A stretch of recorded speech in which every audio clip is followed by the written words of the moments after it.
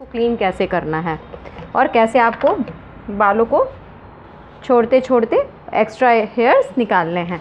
तो सबसे पहले आपको क्या करना है, हल्का सा पाउडर लगा लेना है।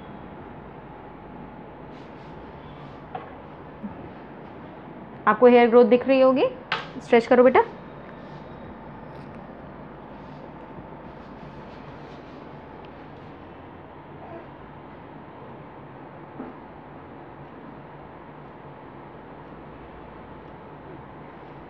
आपको हेयर ग्रोथ दिख रही है। अब मैं देखें कैसे इसमें ऐसे आगे की तरफ के बाल निकालते हुए आपको क्लीन करना है।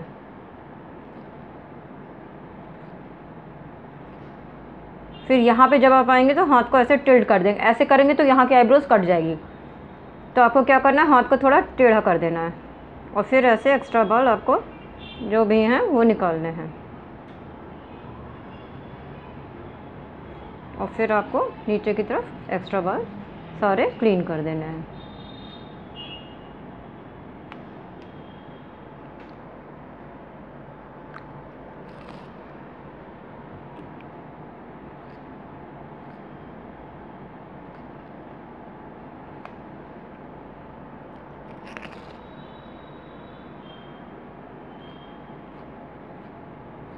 ऊपर छोड़ बेटा, नीचे स्ट्रेच करो। अब जो ऊपर के बाल हैं वो लाइन से बाहर नहीं, बस जो एक्स्ट्रा बाल हैं वही हटाने हैं आपको।